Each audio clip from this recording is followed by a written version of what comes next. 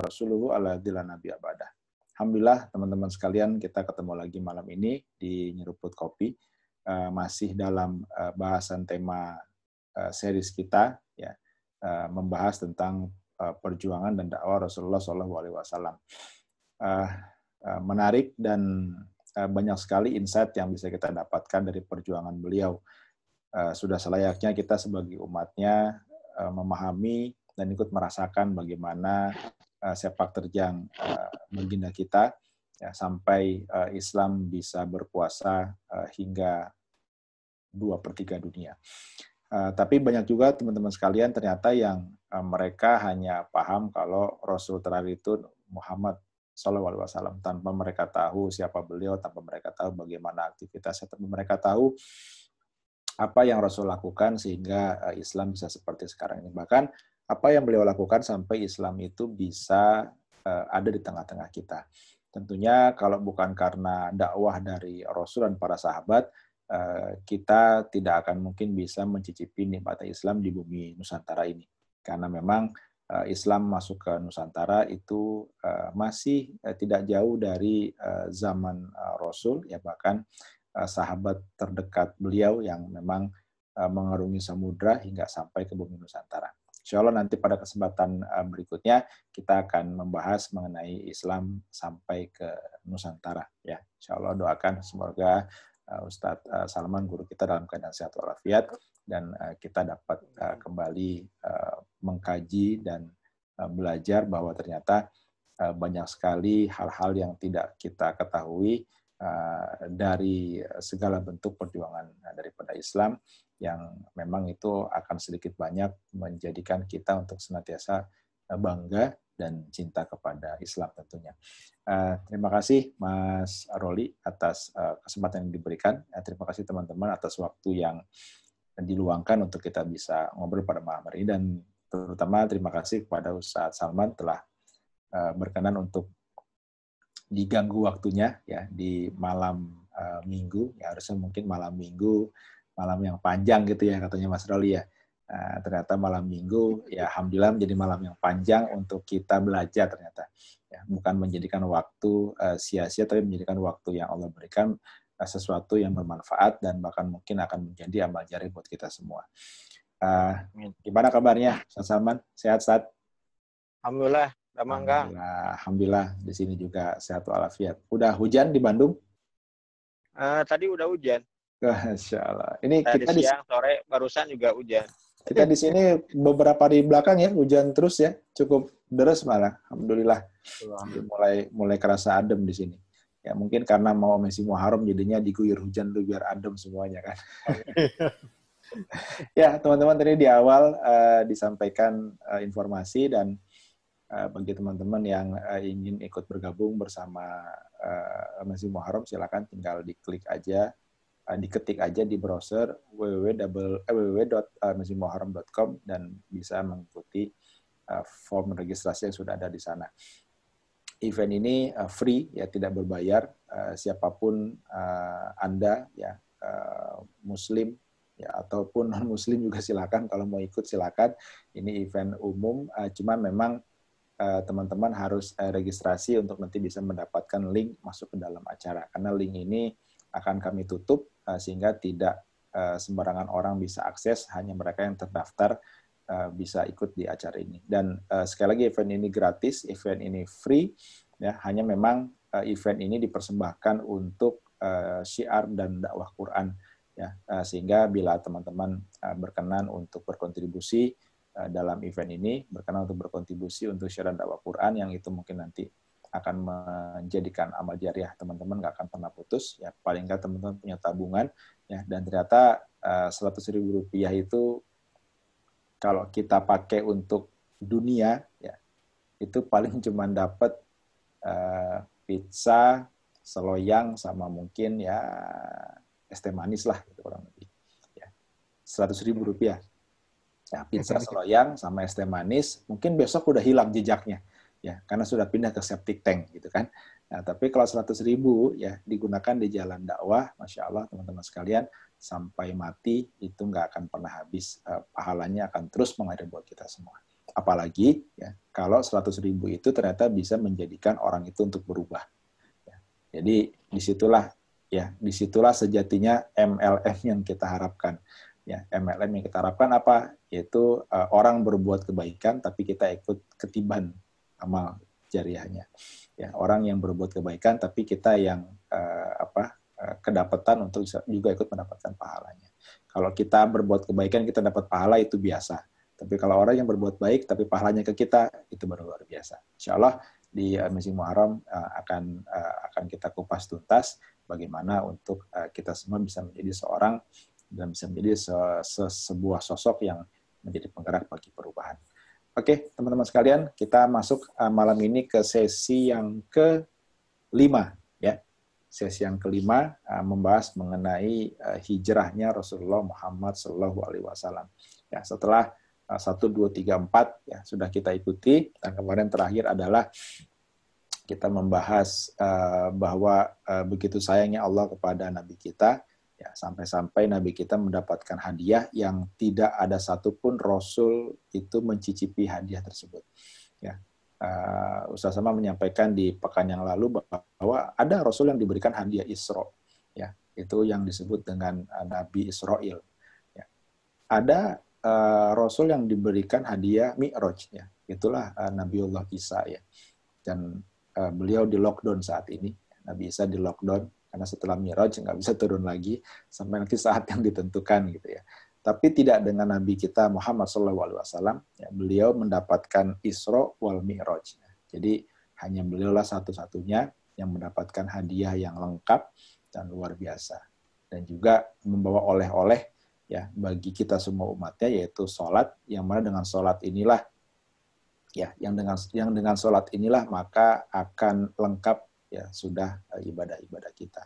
Kenapa? Karena sholat adalah tiang agama. Jadi kalau sholatnya benar, insya Allah yang lainnya pun akan ikut benar. Kalau sholatnya nggak benar, ya mungkin yang lain pun akan nggak benar. Nah, jadi kalau pada saat kita merasa kita lagi nggak benar, ya dicek aja sholat kita seperti apa. Nah, jangan-jangan sholatnya hanya sekedar menggugurkan kewajiban, bukan sholat yang itu semata-mata mengharap ridho dan beribadah ikhlas kepada Allah Subhanahu wa taala. Nah, dari perjalanan itu ya mulailah dakwah Rasul kembali menggeliat lagi, karena sebelumnya Rasul sempat dalam kondisi bersedih ya karena ditinggalkan oleh 2 orang yang sangat beliau cintai. Yang pertama adalah istri tercinta Bunda Khadijah, kemudian yang kedua adalah paman yang tercinta ya yaitu Abu Thalib, ya paman yang mengurusnya, merawatnya, bahkan yang menjadi hal yang paling sedih buat beliau itu bukan karena hanya ditinggal wafat oleh paman, tapi pamannya wafat masih dalam keadaan kafir. Ini yang sangat membuat beliau itu luar biasa sedihnya. Kenapa? Karena Islam ada di tangannya, Quran ada di tangannya, jalan keselamatan ada di tangannya, tapi ternyata itu tidak bisa membawa paman yang dicintainya untuk selamat di akhirat. Wallahu a'lam bishawab, apakah ini skenario Allah? Ya mungkin itulah yang memang terjadi pada saat itu. Tapi berkat Isra wal Mi'raj ternyata Allah memberikan kembali ya, memunculkan kembali kegembiraan di hati Rasulullah sehingga dakwah kembali menggeliat dan mulai banyak hal-hal yang direncanakan dan mulai banyak hal-hal yang itu sudah dipersiapkan oleh Rasul demi tegaknya Islam dan juga demi berjalannya semua syariat-syariat yang sudah Allah tentukan. Nah, kita akan mulai mungkin dari Ustadz Salman. Ya. Kenapa? Ya? Ustadz Salman, kita mulai dari background dulu nih. Kenapa kok Nabi Muhammad itu kan dilahirkan di kota Mekah. Gitu. Nabi Muhammad itu diturunkan dari garis keturunan yang nasabnya luar biasa mulia. Bahkan Bani Quraisy ya diwakili oleh Abdul Muthalib gitu kan, itu menjadi pemegang kunci Ka'bah pada saat itu. Jadi luar biasalah secara background-nya beliau gitu kan. Dan Mekah sudah berarti tanah yang betul-betul beliau kuasai gitu kan. Tapi kenapa kok sampai membutuhkan waktu yang sedemikian lama, Ustaz? 13 tahun loh di Mekah. Ya. Itu yang meluk Islam cuma berapa orang, segelintir orang doang gitu kan. Itu mungkin sebelum kita nanti masuk ke pembahasan hijrah, mungkin bisa sedikit dijelaskan kenapa gitu. Kenapa kok harus seperti itu yang terjadi, Ustaz? Mungkin boleh di-share kepada kita semua. Apa Ustaz? Ya. Bismillahirrahmanirrahim. Assalamualaikum warahmatullahi wabarakatuh. Waalaikumsalam warahmatullahi wabarakatuh. Alhamdulillahirabbil alamin. Alhamdulillahilladzi arsala rasulahu bil huda wa dinil haqq lidhirahu 'ala dini kullihi wa kafa billahi syahida. Asyhadu an la ilaha illallah wa asyhadu anna Muhammadan abduhu wa rasuluhu la nabiyya ba'da. Allahumma sholli ala Muhammad wa ala ali Muhammad kama shallaita ala Ibrahim wa ala ali Ibrahim fil alamin innaka Hamidum Majid. Ya ayyuhal hadirin ittaqullaha haqqa tuqatih wa la tamutunna illa wa antum muslimun. Qala Allah Ta'ala fil kitabil karim, a'udzubillahi minasyaitonir rajim. Bismillahirrahmanirrahim. Laqad kana lakum fi Rasulillahi uswatun hasanah alaihi wa ba'du. Alhamdulillahirabbil alamin. Segala puji hanyalah milik Allah yang telah mengutus Rasulnya dengan membawa petunjuk hidup yang benar dan membawa agama yang benar, yaitu Al-Quran dan Al-Islam, untuk dimenangkan atas semua agama yang ada, dan hanya Allah sajalah yang menjadi saksi atas kemenangan Islam dan umatnya. Kemudian salawat dan salam semoga tetap tercurah limpahkan kepada Nabiullah Rasulullah Muhammad SAW, kepada para keluarganya, kepada para sahabatnya, dan umumnya kepada kita semuanya, kaum muslim yang senantiasa menjadikan Islam sebagai pedoman kehidupan dan yang senantiasa menjadikan Rasulullah SAW sebagai uswah, sebagai qudwah, sebagai suri tauladan yang baik di dalam menjalani aktivitas keseharian kita sebagai seorang muslim. Alhamdulillah, brother and sister hijrah ya, insyaallah di kesempatan yang berbahagia ini ya, komunitas Nyeruput Kopi ya kembali menyelenggarakan kajian online ya terkait dengan sirah Nabi ya, terkait dengan kajian sejarah Islam, dan di kesempatan malam hari ini kita membahas terkait dengan time to hijrah, waktunya untuk hijrah begitu ya. Tadi ada satu pertanyaan yang cukup menggelitik dari host kita ya, Kang Aat ya, terkait dengan keberadaan Rasulullah Shallallahu Alaihi Wasallam ya ketika beliau diangkat sebagai Nabiullah dan diangkat sebagai Rasulullah Shallallahu Alaihi Wasallam di kota Makkah begitu ya. Dan selama aktivitas beliau ya kurang lebih 13 tahun lamanya ya berdakwah di kota Makkah itu ya, para pengikut Rasulullah Shallallahu Alaihi Wasallam pada waktu itu ya hanya berbilang sekira 30-40 orang saja begitu ya. Jadi kalau kemudian dikalkulasi 13 tahun lamanya begitu ya. Jadi kalau dikalkulasi dengan jumlah orang sekira 30-40, berarti 1 tahun hanya mampu merekrut sekira 3-4 orang saja begitu ya. Jadi dalam konteksnya lah kemudian aktivitas dakwah Rasulullah Shallallahu Alaihi Wasallam itu luar biasa berat begitu ya. Beliau itu adalah Nabi Allah, Rasul Allah, yang segala sesuatu itu akan dipandu ya sesuai dengan petunjuk Allah Subhanahu Wa Taala. Kemudian juga yang namanya Nabi Allah, yang namanya Rasul Allah pasti akan dijaga dan dilindungi oleh Rabb-nya, oleh Allah Subhanahu Wa Taala.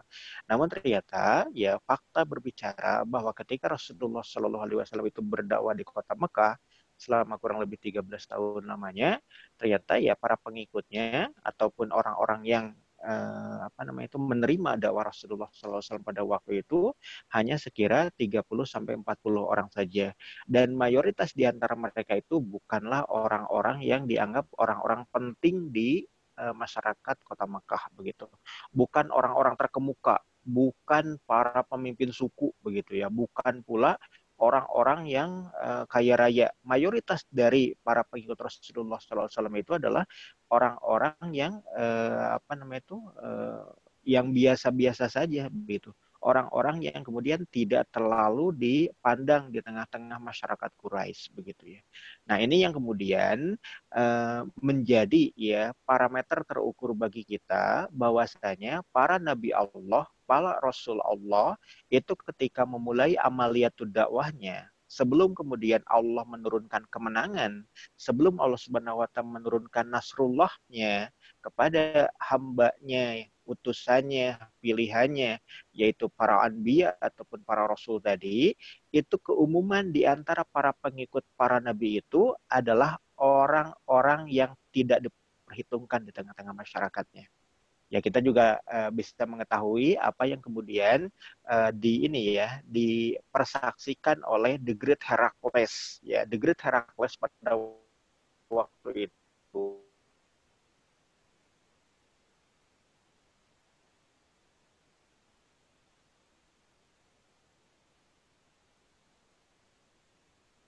itu mendengar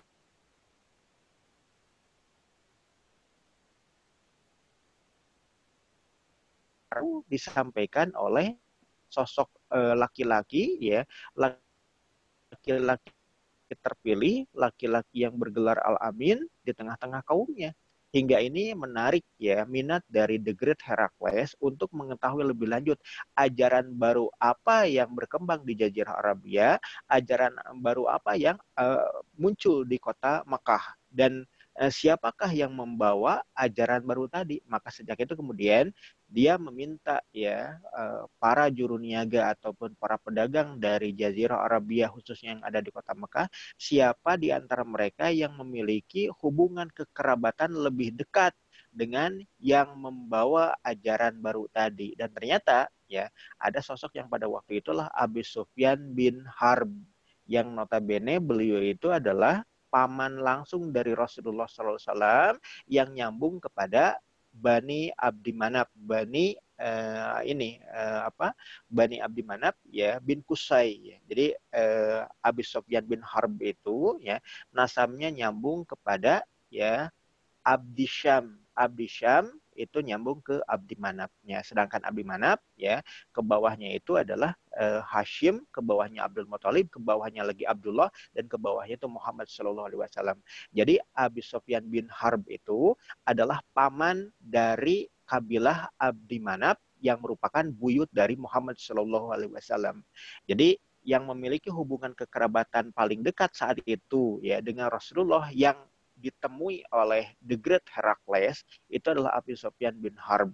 Ada satu dialog di antara Abi Sufyan bin Harb dan juga The Great Heracles pada waktu itu ya dengan pertanyaan ya Kaisar Heraklius, penguasa Romawi Bizantium di kota Konstantinopel yang pada waktu itu sedang ada di wilayah Syam, dengan mengajukan pertanyaan kepada Abi Sufyan bin Harb, apakah ya setiap waktu yang berlangsung di antara kalian ya jumlah para pengikutnya ya semakin bertambah atau semakin berkurang. Maka jawaban dari Abi Sufyan itu bahwa para pengikut Muhammad Shallallahu Alaihi Wasallam itu semakin hari semakin waktu terus bertambah, bukan semakin berkurang, walaupun pertambahannya tidak terlalu signifikan. Artinya apa? Ya biasa-biasa saja ya begitu ya, tidak masif, tidak bergelombang, ataupun tidak bertambah banyak, tapi selalu bertumbuh begitu. Kemudian yang berikutnya yang diajukan oleh The Great Heracles itu adalah apakah para pengikutnya adalah kalangan ternama, orang-orang tokoh ya, orang-orang yang memiliki kedudukan sosial tinggi ya di antara kalian, ataukah orang-orang biasa yang terdiri dari kaum papa yang hidupnya sederhana. Dan jawaban dari Abi Sufyan bin Harb pada waktu itu kepada The Great Heracles bahwa para pengikut Muhammad yang mengajarkan ajaran baru di antara kami justru bukanlah orang-orang yang diperhitungkan di antara kami. Mereka adalah orang-orang papa, orang-orang yang terbiasa hidup sederhana di antara kami, bukan dari kalangan elit tokoh ataupun elit kuasa ataupun para pemimpin kabilah. Maka kemudian The Great Heracles sampai menyatakan bahwa sesungguhnya kami adalah orang-orang yang mengerti terkait dengan kitab-kitab Allah yang terdahulu.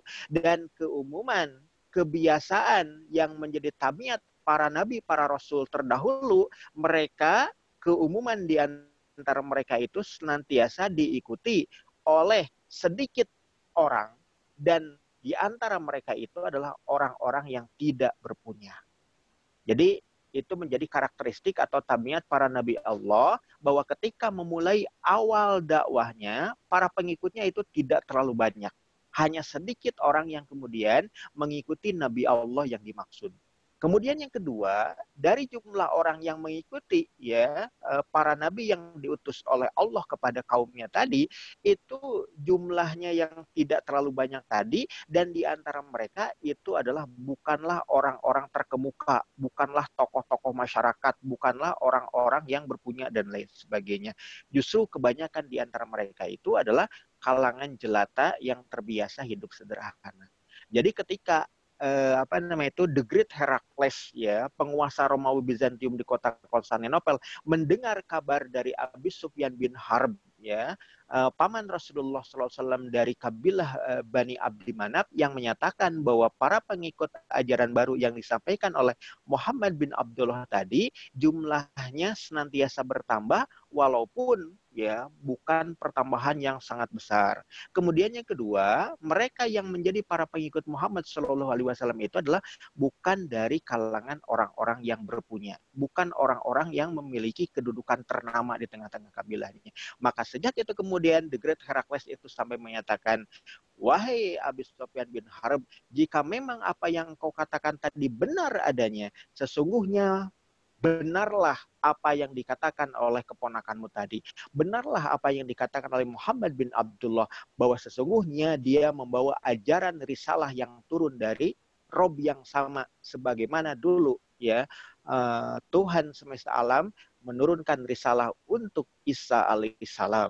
Itu yang dinyatakan oleh The Great Herakles. Bahwasanya The Great Herakles sudah memahami bahwa Muhammad bin Abdullah Shallallahu Alaihi Wasallam itu dipastikan Nabi Allah, dipastikan dia itu adalah Rasul Allah. Kenapa? Karakteristiknya sebagaimana yang dia ketahui dari kitab-kitab Allah terdahulu, baik itu dari Zabur ataupun dari Taurat ataupun dari Injil, bahwa para nabi Allah yang terdahulu senantiasa diikuti oleh awalnya sejumlah kecil pengikut, dan di antara para pengikutnya kebanyakan dari mereka itu bukanlah orang-orang terkemuka ataupun bukanlah orang-orang yang ternama. Nah, dari situ kemudian bisa kita menelaah lebih lanjut kemana ya jawaban yang tadi ditanyakan oleh Kang AA tadi ya, terkait dengan ketika Rasulullah Shallallahu Alaihi Wasallam selama kurang lebih 13 tahun lamanya berdakwah di kota Mekah, pengikutnya hanya sekira 30 sampai 40 orang, dan di antara mereka kebanyakannya itulah bukanlah orang-orang terkemuka ataupun bukanlah orang-orang yang ternama. Nah, kemudian berikutnya ya dikaitkan dengan kedudukan Rasul, yang beliau itu adalah manusia pilihan, orang yang senantiasa memegang teguh amanah-amanah, kemudian digelari sebagai Al-Amin, yang senantiasa berkata benar, tidak pernah mencederai janji, tidak pernah mencederai terkait dengan perjanjian, termasuk juga dalam konteks inilah kemudian beliau memiliki nasab terpilih.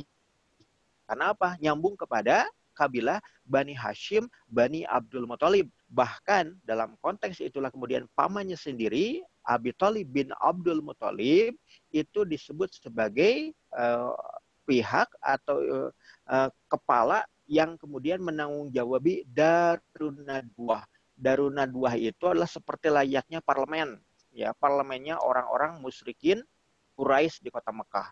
Dan juga ya keluarga Abi Thalib bin Abdul Muthalib, karena nasabnya nyambung kepada Abdul Muthalib bin Hashim bin Abdi Manaf ya bin Qusay, itu nasabnya nyambung kepada sosok yang kita kenal sebagai nabinya bangsa Arab, yaitu Nabi Ismail bin Ibrahim alaihissalam, yang mempusakai keberadaan Baitullah, Ka'bah, dan Masjidil Haram. Maka mereka inilah yang menanggung-jawabi terkait dengan pelayanan para peziarah yang datang untuk menunaikan ibadah haji atau ibadah umroh pada masa itu di wilayah Al-Haram. Dan dalam konteks itulah kemudian keluarga Abdul Muthalib memegang kunci Baitullah, memegang kunci Masjidil Haram, memegang kunci Ka'bah.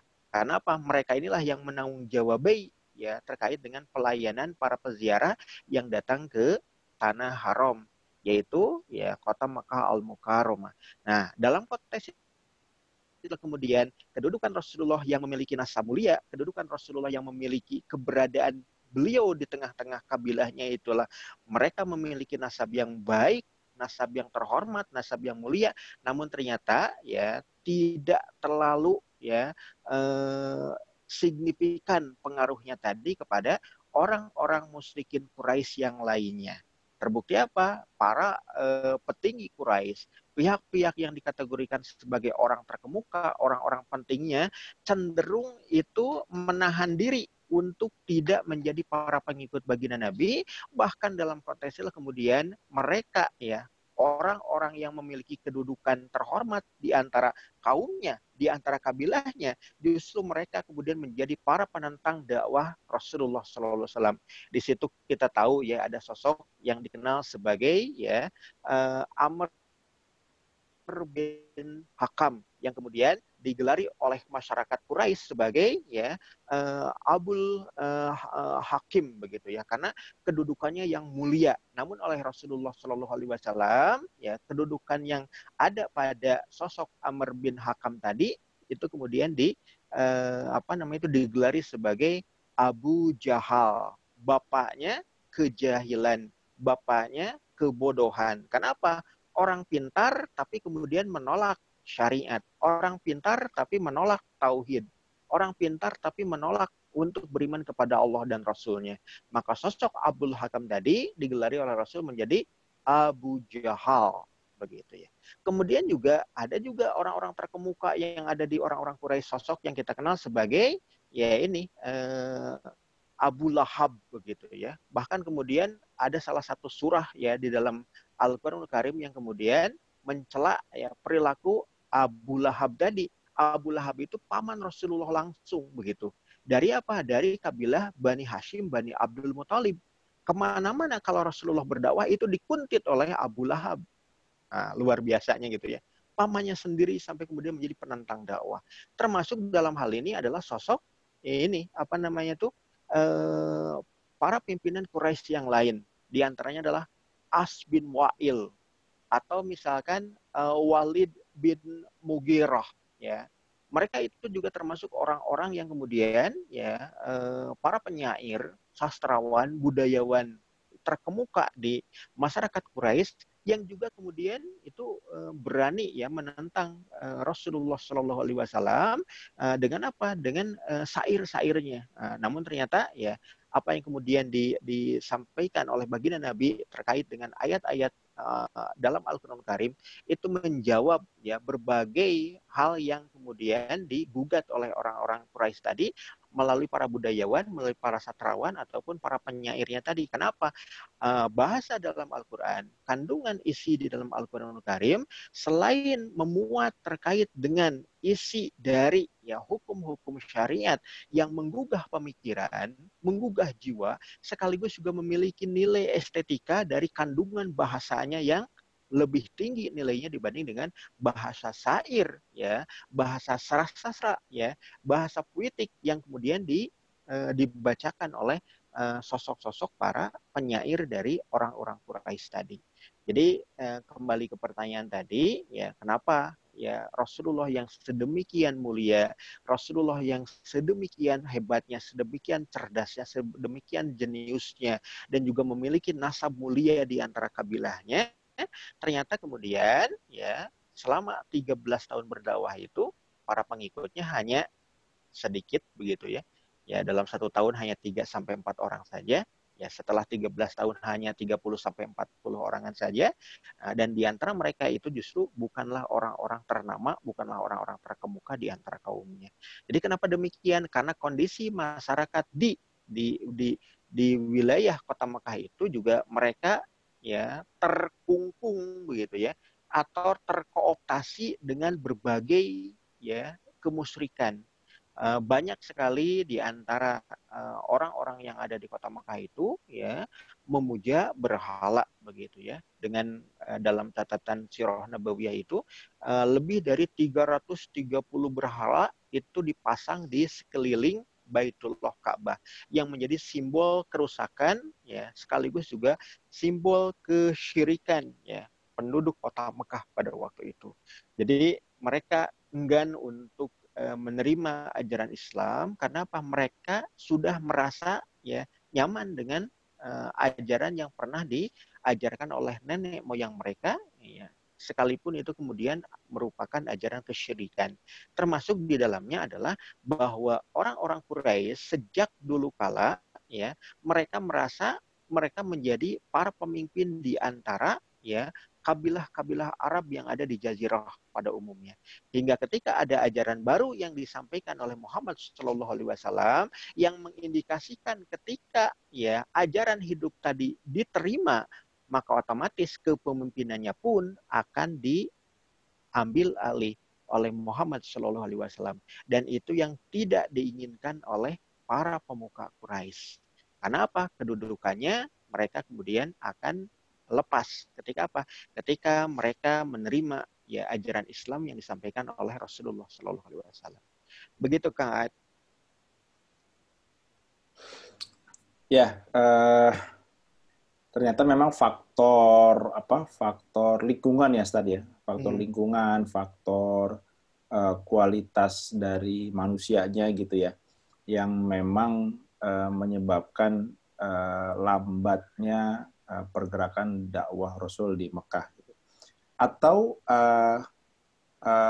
apa karena Islam itu begitu sulit, Ustaz? Atau mungkin Islam itu sesuatu yang mungkin bagi mereka itu berat, atau mungkin sesuatu yang ngeribetin kah atau apa gitu, sehingga mereka atau mungkin dari sisi kemampuan berpikir mereka gitu ya, yang mungkin nggak sampai gitu loh, sehingga kayak orang yang bebel gitu kan, dikasih tahu ya begitu lagi, apa karena ada faktor-faktor itu Ustaz yang menyebabkan juga menjadi begitu lambat gitu. Karena kan kalau kita tahu Rasul itu kan dalam bertindak itu nggak pernah semaunya sendiri gitu kan, nggak pernah nggak pernah hanya modal PD gitu loh, tapi juga kan hampir rata-rata itu atas perintah Allah melalui bisikan dari malaikat Jibril kan gitu. Artinya kan sebetulnya kan mudah aja start gitu loh. Maksudnya membuat gimana supaya orang-orang di Mekah itu takluk gitu ya, dan betul-betul bisa dibilang menghamba kepada Islam gitu kan. Itu sebetulnya kan mudah gitu loh. Tapi kenapa hal ini nggak terjadi gitu? Iya. Jadi begini, Kang Ad ya, dan juga brother and sister hijrah yang lainnya, terkait dengan kondisi masyarakat Quraisy yang ada di kota Mekah saat itu yang cenderung bebal begitu ya. Itu tidak semata-mata kebebalan mereka itu dari pendirian mereka sendiri. Namun dalam konteks itu kemudian yang namanya kota Mekah saat itu adalah kota paling banyak dikunjungi oleh masyarakat yang ada di Jazirah Arabia. Jadi yang namanya metropolis yang ada di Jazirah pada waktu itu, kota tempat paling banyak dikunjungi oleh umat manusia di Jazirah Arabia itu adalah kota Mekah. Jadi pusat dari Jazirah Arabia itu ada di Mekah. Ya, jadi artinya apa?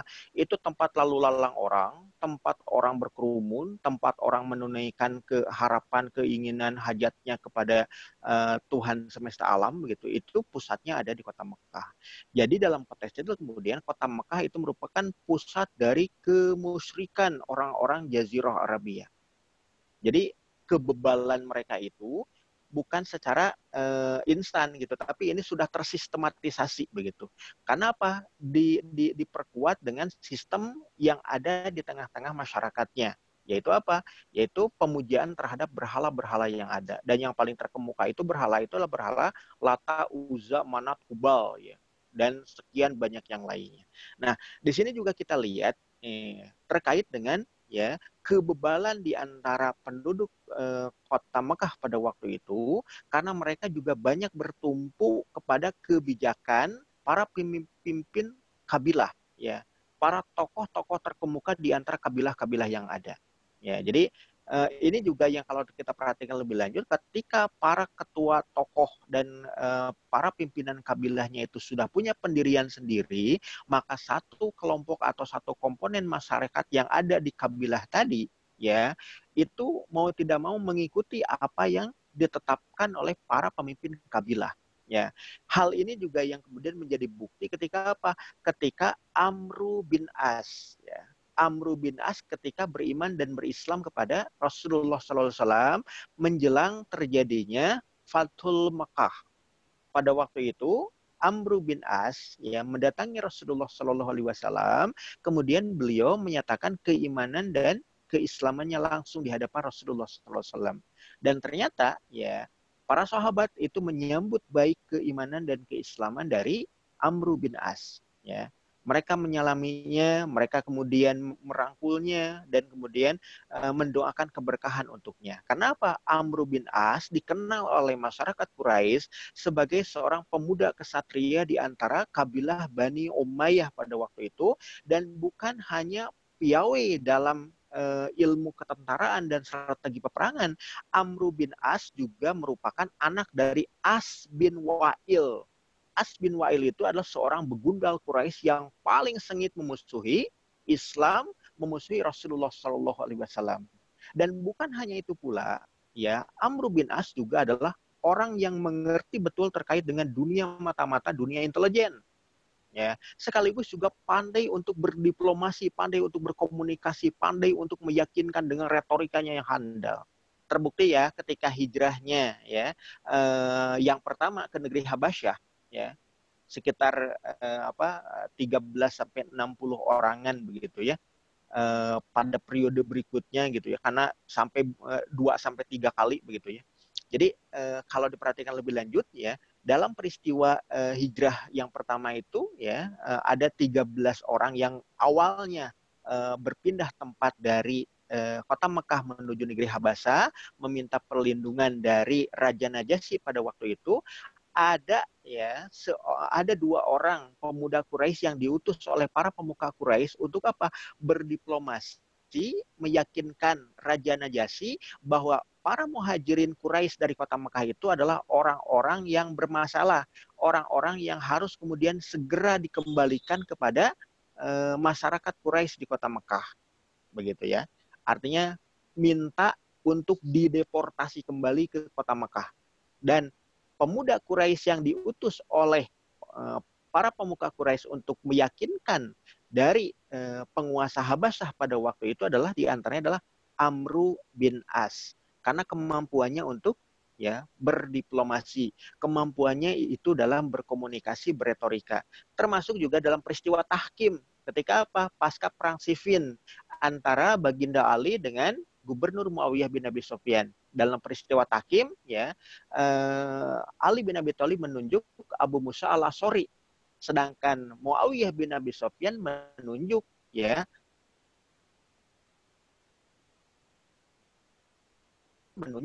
kita tahu bukan orang sembarangan. Jadi ketika Amr bin As tiba di kota Madinah dan menyatakan keimanan keislamannya kepada baginda Nabi, namun ketika ya Ali bin Abi Thalib ya menjabat tangan dari Amr bin As, Ali bin Abi Thalib bertanya kepada Amr, "Wahai Amr, kami mengetahui betul, kami memahami siapa sesungguhnya dirimu di antara kabilahmu. Kamu adalah orang paling cerdas di antara anak-anak keluarga Bani Umayyah. Namun, sungguh kami mengherankan, kemana kecerdasanmu ketika kami masih berada di kota Mekah? Kenapa dengan kecerdasanmu kamu tidak menghantarkan dirimu untuk sampai pada hidayah Allah? Bukankah Islam sudah terang benderang? Bukankah Islam sudah demikian ya meyakinkan bahwa ini adalah ajaran yang benar adanya? Dan apa yang dikatakan oleh Amru? Wahai Ali, ya, apa yang engkau katakan tadi memang benar adanya. Namun kecerdasan kami saat itu, kemampuan kami saat itu cenderung di nomor 2-kan, cenderung untuk diabaikan selama masih ada para pemimpin kabilah di antara kami.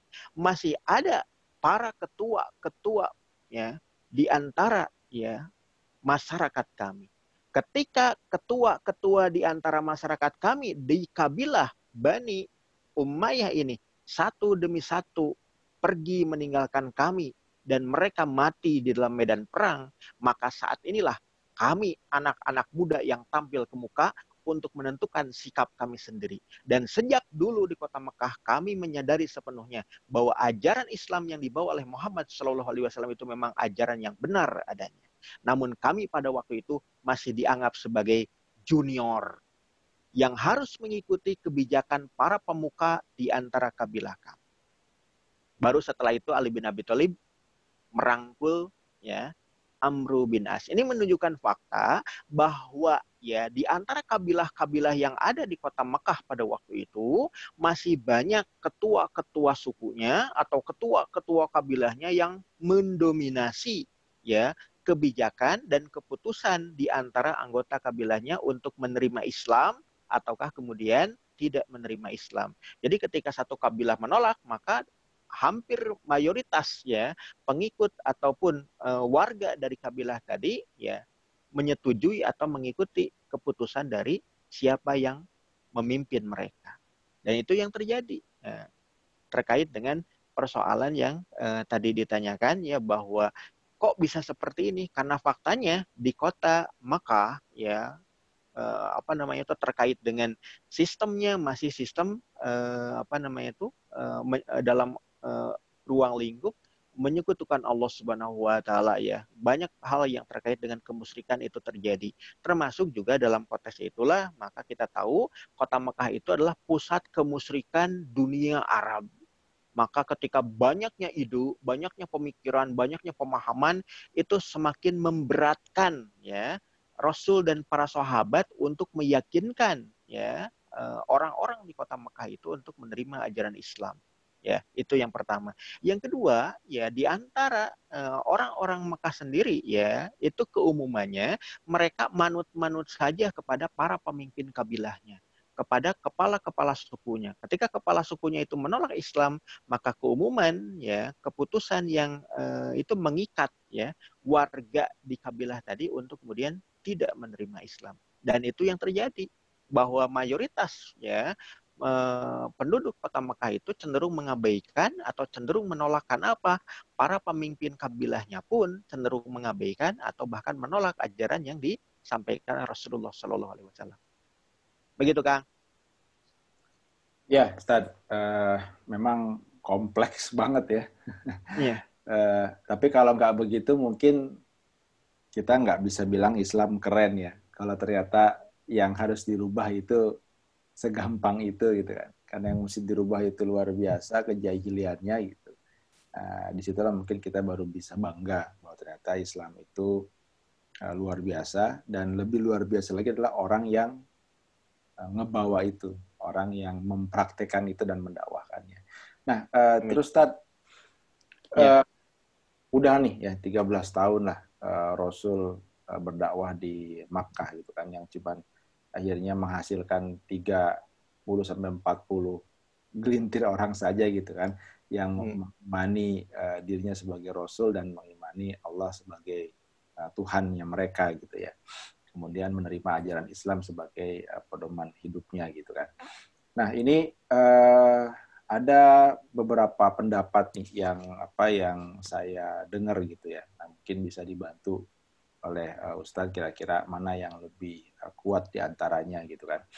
Ada yang bilang bahwa Rasul itu hijrah itu ke Madinah dalam kondisi atau dalam keterpaksaan. Dipaksa sama Allah lah katakan gitu. Udah pokoknya kamu harus hijrah ya. Istilahnya kayak apa ya? Kayak instruksi yang itu nggak bisa dinego lah gitu ya. Nah, tuh kau pergi ke Madinah kemudian hijrah ke sana. Tapi juga ada pendapat yang lain yang menyampaikan bahwa Rasul itu bukan orang yang bodoh gitu. Memang beliau itu ditakdirkan menjadi orang yang umi, tapi umi itu bukan bodoh gitu kan. Umi itu kan hanya karena memang beliau di set up untuk menjadi orang yang nggak bisa baca, nggak bisa menulis semata-mata untuk menjadikan Al-Quran itu tidak terganggu gitu. Al-Quran menjadi sesuatu yang memang murni datang dari Allah langsung gitu kan. Nah, mereka berpendapat bahwa Rasul itu cerdas. Rasul itu pinternya luar biasa dengan strategi-strategi yang brilian gitu ya. apalagi disupport juga oleh sahabat yang juga luar biasa gitu kan. Sehingga proses hijrah ke Madinah itu bukan atas dasar wahyu atau instruksinya Allah, tapi atas dasar analisisnya beliau yang memang setelah dievaluasi dan lain sebagainya lah gitu ya, itu memang nggak memungkinkan lagi untuk stay di Mekah dalam rangka menjadikan Islam itu sebagai tonggak kehidupan di sana, sehingga harus mencari tanah baru lah yang itu bisa dijadikan tempat bersandar untuk Islam itu bisa memimpin gitu kan di sana. Nah, mana Ustaz yang kira-kira menurut antum gitu ya dari atau dari pertimbangan yang lain, mana yang lebih kuat nih? Apakah itu murni strateginya Rasul, atau itu murni memang wahyu dari Allah Subhanahu wa taala? Iya. Terima kasih atas pertanyaannya ya. Terkait dengan apa yang tadi ditanyakan begitu ya. Maka kita harus bisa pahami dulu ya terkait dengan makna hijrah sendiri ya. Hijrah itu kan secara bahasa ya, secara lugawi, bahwa hijrah itu maknanya berpindah ya. Baik itu berpindah keadaan satu kepada keadaan yang lain atau berpindah tempat dari tempat yang satu ke tempat yang lain. Itu maknanya berpindah begitu ya. Kalau secara bahasa, bahwa hijrah itu berpindah dari satu keadaan ke keadaan yang lain. Ya, kalau dalam bahasa yang kemudian sekarang cukup populer, ada kemudian komunitas hijrah, ada brother hijrah, ada sister hijrah, ada artis hijrah, ada selebriti hijrah, dan lain sebagainya. Makna hijrah yang dimaksud itu adalah berpindah kondisi, berpindah keadaan. Yang dalam konteks itu adalah minaz zulumati ila nur. Dari kejahilan menuju cahaya terang benderang. Dari keterpurukan menuju kebangkitan, dari kebodohan menuju kecerdasan, seperti itulah. Jadi itu maknanya lughawi, atau maknanya dalam konteks itu adalah makna kebahasaan, arti dan makna berdasarkan kamus atau bahasa begitu. Itu yang pertama. Nah, dalam konteks hijrah terkait dengan yang kita bahas saat ini, ya kalau hijrah Rasulullah Shallallahu Alaihi Wasallam itu adalah hijrahnya maknanya adalah makna syar'i. Ya, kenapa?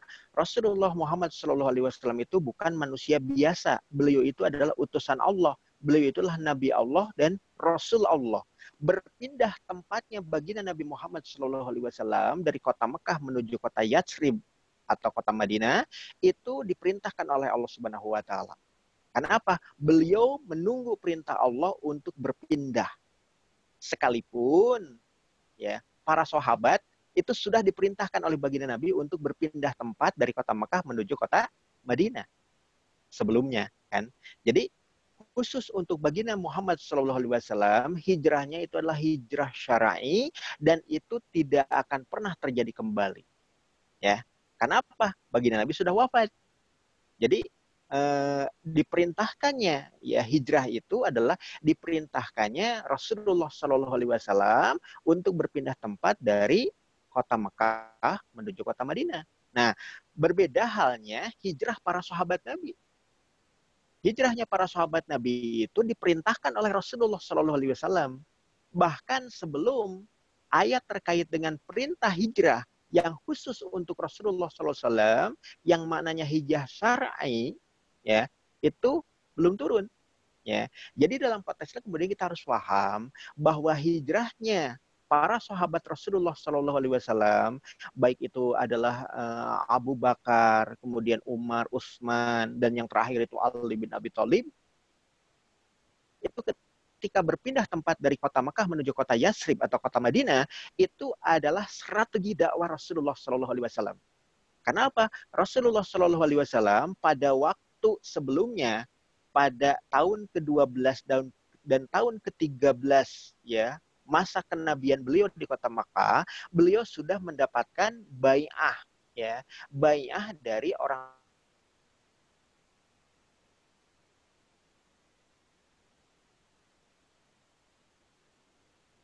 ya untuk bertemu dengan baginda Nabi di Bukit Aqabah. Dan terjadilah prosesi Bai'ah Aqabah pertama dan Bai'ah Aqabah yang kedua. Dan Rasul pada waktu itu sudah bisa memetakan bahwa kota Madinah atau kota Yatsrib itu telah siap sedia untuk membumikan Islam. Telah siap sedia untuk menerima kepemimpinan Islam. Maka kaum muslim yang masih ada di kota Makkah itu diminta untuk segera berhijrah ke kota Yatsrib, ke kota Madinah. Demi untuk apa? Demi bisa untuk ya menyegerakan pelaksanaan Islam secara paripurna. Ya, kenapa? Kota Madinah telah siap untuk menerima Islam secara kafah. Pertolongan Allah Subhanahu wa taala telah turun melalui kalangan Ansor, kalangan para penolong agama Allah, Ansarullah wa Ansuruddin, para penolong agama Allah dan para penolong agama Rasulullah SAW ini. Maka melalui tangan para Ansor itu tadi, Aus wal Khazraj, itu kota Madinah telah siap menerima Islam secara kafah. Maka dalam konteksnya kemudian Rasul berstrategi untuk memindahkan para sahabat dari kalangan muhajirin, ya orang-orang Quraisy di kota Mekah, untuk berhijrah berpindah tempat dari kota Mekah menuju kota Yatsrib, dan itu adalah strategi dakwah Muhammad Shallallahu Alaihi Wasallam terkait dengan perkembangan dakwah di kota Yatsrib yang dilangsungkan oleh Mus'ab bin Umair pada 3 atau 2 tahun sebelumnya. Nah, terkait dengan hijrahnya Rasulullah Shallallahu Alaihi Wasallam sendiri, itu adalah hijrah syar'i. Ya, kenapa? Beliau bukanlah manusia biasa. Beliau itu adalah utusan Allah, maka beliau menunggu perintah ya untuk hijrah ke kota Madinah. Makanya kemudian ketika para sahabat sudah mulai berpindah tempat, ya ada yang kemudian secara terang-terangan seperti Umar bin Khattab, ada yang kemudian sembunyi-sembunyi seperti ini keluarga-keluarga yang kemudian bukanlah orang-orang terkemuka, ya orang-orang yang selama ini terpedaya karena kedudukan sosialnya yang rendah. Ada juga yang bergelombang ataupun bersama-sama seperti Utsman bin Affan itu berserta keluarganya dan kabilahnya, yaitu kabilah Bani Umayyi yang sudah berkenan menerima Islam pada waktu itu. Ada juga yang kemudian sendirian dan itu terkategorikan akhir-akhir telunta-lunta seperti Ali bin Abi Thalib. Nah, kemudian juga ada yang kemudian berpindah dalam keadaan aman dan nyari kenyamanan, yaitu adalah Abu Bakar As-Siddiq. Ketika apa? Ketika bersama Rasulullah Shallallahu Alaihi Wasallam berhijrah dari kota Makkah menuju kota Yatsrib, kota Makkah menuju kota Madinah pada waktu itu. Dan kita tahu ya, ketika apa? Ketika Abu Bakar As-Siddiq sudah mulai galau, sudah mulai gelisah begitu. Kemudian beliau bertanya kepada Rasulullah SAW, ya Rasulullah, ya lihatlah para sahabatmu, ya kaum muslim satu demi satu kelompok demi kelompok yang lain, mereka sudah berpindah memenuhi apa yang kau serukan menuju kota Yatsrib, menuju kota Madinah. Namun kenapa engkau masih tetap bermukim di kota Mekah ini? Dan apa yang dikatakan, dijawab oleh baginda Nabi, wahai Abu Bakar, bersabarlah. Mudah-mudahan Allah menunjuk engkau sebagai orang yang menemani hijrah kami ini. Maka kemudian Abu Bakar Siddiq itu tersenyum begitu baginda Nabi menjawab pertanyaannya tadi, yang dipastikan bahwa Nabi pun memiliki keinginan untuk berhijrah. Bahkan beliau itu sampai berharap, mudah-mudahan engkau ditetapkan oleh Allah yang akan menemani hijrahku nanti. Jadi Rasul sudah ada keinginan untuk berhijrah, namun beliau menunda waktu hijrahnya tadi. Kenapa? Belum ada perintah dari Allah untuk apa? Untuk berhijrah. Jadi harus kita paham bahwasanya hijrah itu bisa bermakna lughawi, bisa bermakna kebahasaan, bisa bermakna terkait dengan strategi dakwah, dan juga bisa bermakna syar'i. Nah, pindahnya Rasulullah itu maknanya mana? Syar'i. Kenapa? Beliau menerima perintah langsung dari Allah Subhanahu wa taala untuk berpindah.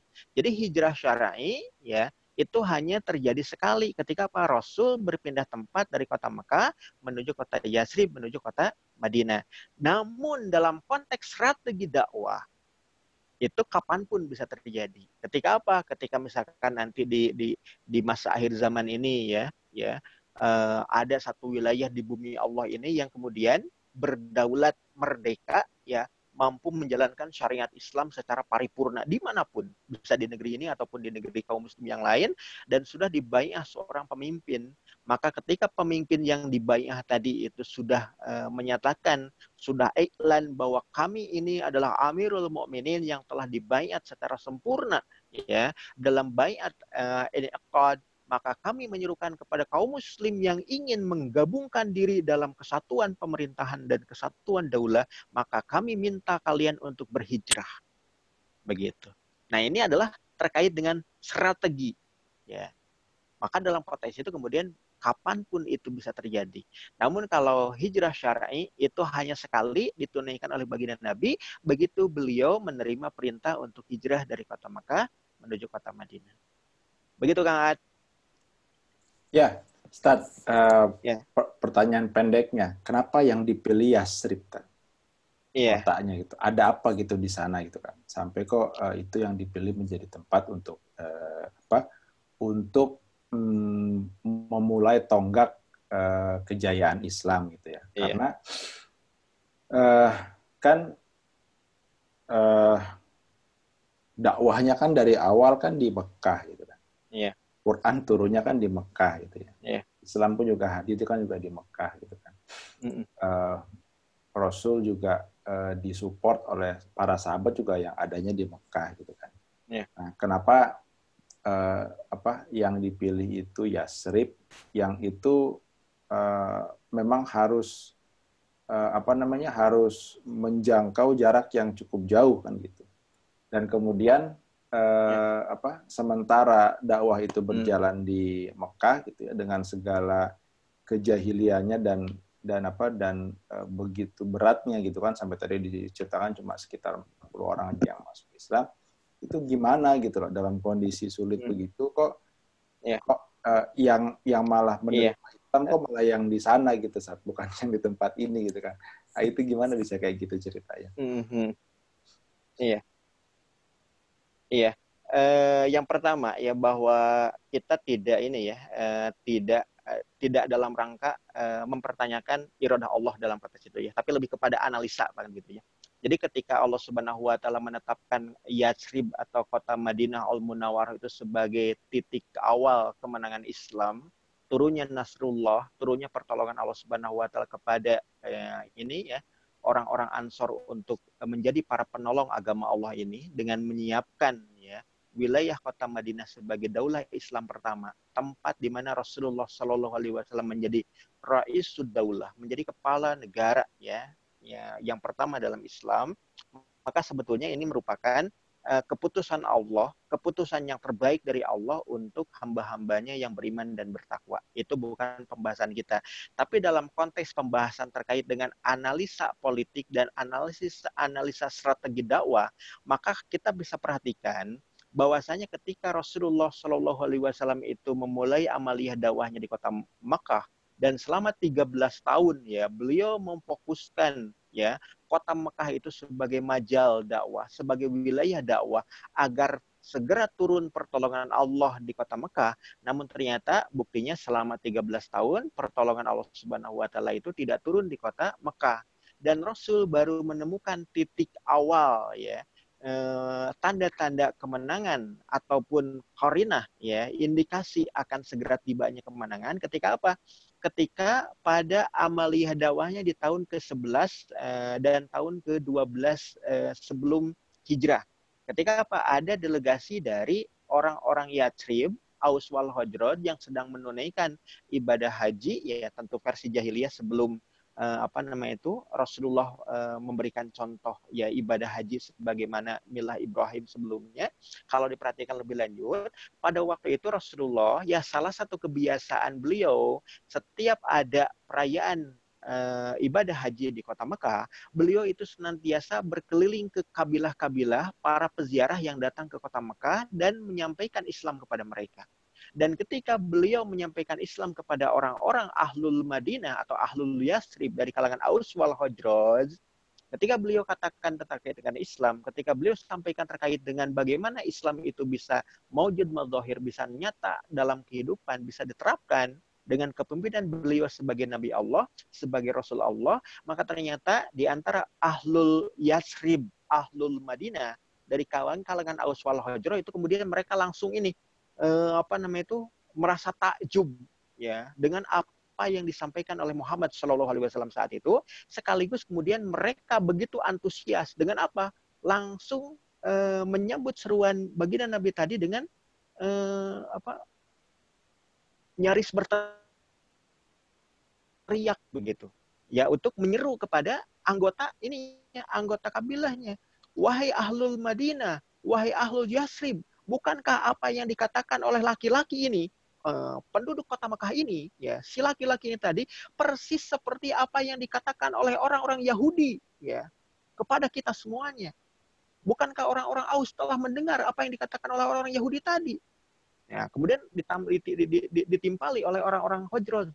Benar, orang-orang Yahudi telah mengatakan kepada kami bahwa akan ada nabi yang diutus ya di akhir zaman ini, akan ada nabi sebagai penyelamat untuk seluruh semesta ini. Maka apa yang dikatakan oleh laki-laki Ahlul Makkah ini, orang Quraisy ini, sebagaimana apa yang dikatakan oleh orang-orang Yahudi kepada kita. Jangan sampai kita kedahuluan oleh orang-orang Yahudi. Maka wahai Ahlul Yasrib, wahai orang-orang Aus, wahai orang-orang Hajraj, benarlah apa yang dikatakan oleh laki-laki ini. Ya. Ulurkanlah tangan-tangan kalian agar kita bisa mendahului orang-orang Yahudi. Ya. Dan kita bisa mengalahkan mereka.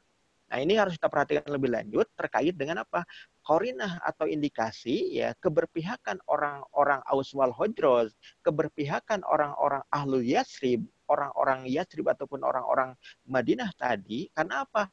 Di kota Madinah atau di kota Yasrib ada perkampungan orang-orang Yahudi, baik itu Bani Qainuqa, Bani Nadir ataupun Bani Quraidah. Ya, mereka ini datang ke kota Yatsrib, ke kota Madinah dengan satu tujuan. Mereka bukanlah kalangan pribumi. Mereka adalah kaum pendatang yang meminta izin kepada kalangan pribumi, Aus wal Hajraj, untuk bermukim di kota Yatsrib. Dengan satu alasan bahwa mereka bermukim di kota Yatsrib tadi demi untuk menyambut Nabi yang akan datang. Nabi yang telah dijanjikan di kitab-kitab Allah terdahulu. Bahwa Nabi yang dimaksud sebagai penutup para Nabi, sebagai penyempurna risalah Allah, dan menutup ya para Nabi dan para Rasul yang diutus untuk umat manusia, sekaligus juga Nabi ini sebagai Mesiah, sebagai juru selamat. Atau dalam konteks ini adalah sebagai rahmatan lil alamin, keselamatan bagi seluruh sekalian alam, bukan hanya juru selamat bagi manusia, tapi penyelamat bagi semesta begitu. Dan itu diyakini oleh orang-orang Yahudi. Dan mereka mempelajari kitab-kitab Allah terdahulu bahwa Nabi yang dimaksud itu akan tiba di satu tempat di wilayah gurun, dan tempat itu diberikan informasinya dalam kitab-kitab Allah terdahulu. Mereka orang-orang Yahudi itu mencari tempat yang sesuai dengan apa yang mereka ketahui dalam kitab-kitab Allah terdahulu. Setelah mereka mencari, maka kota Yatsrib lah, kota Madinah lah yang paling layak dan memenuhi syarat-syarat yang disebutkan di dalam kitab-kitab Allah terdahulu. Maka mereka bermukim di kota Yatsrib dengan satu tujuan, bahwa harapan mereka Nabi Allah yang muncul itu adalah di antara orang-orang Bani Israel, di antara orang-orang Bani Yahudi yang sudah bermukim di tempat itu. Jadi harapan mereka, ya, mereka berkumpul di tempat itu agar muncul Nabi Allah di antara mereka. Karena apa? Kemunculan Nabi Allah itu akan ada di sana. Dikatakan sebagai pendatang di tempat itu. Makanya mereka berdatangan ke tempat itu agar muncul Nabi di antara mereka. Jadi, dan itulah yang kemudian menjadi ya alasan orang-orang Aus wal Hajraj. Karena apa? Orang-orang Yahudi tadi suka mendakwakan kepada orang-orang Aus wal Hajraj bahwa kami Bani Israel, bahwa kami orang-orang Yahudi akan kembali memimpin kalian, akan kembali memimpin dunia setelah Nabi Allah yang dijanjikan dalam kitab-kitab Allah terdahulu yang ada pada diri kami, maka kamilah yang nanti akan memberikan loyalitasnya, memberikan bai'ahnya, memberikan ketaatannya, memberikan buah hati kami kepadanya, bahwa kami akan menjadi para pengikut Nabi Allah yang dijanjikan, sekaligus kami yang nanti akan memimpin dunia dengan Nabi Allah yang dijanjikan tadi. Maka orang-orang Aus wal Khazraj begitu tiba di kota Mekah, begitu mendapat kabar terkait dengan dakwah Rasulullah Shallallahu Alaihi Wasallam, dan mereka langsung mendengar kabar dari Rasul tadi, maka mereka kemudian mengulurkan tangan-tangan mereka untuk meyakinkan diri mereka sebagai pengikut Nabi Allah tadi, beriman kepada Allah dan Rasulnya saat itu juga. Dan pada berikutnya mereka berjanji kepada Rasul untuk datang atau jadi kalau diperhatikan lebih lanjut ya terkait dengan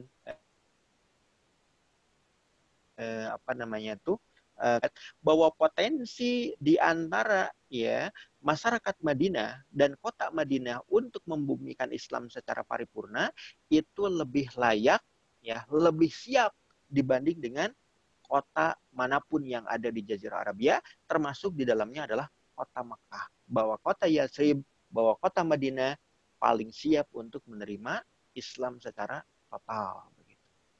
Jadi begitu Kang Ad. Ya, siap, Tad. Teman-teman, ya sambil berjalan, ya, karena waktu juga sudah mulai larut, ya, makanya dipersilakan teman-teman sambil nanti pembahasan masih di seputar topik tentang hijrahnya Rasul.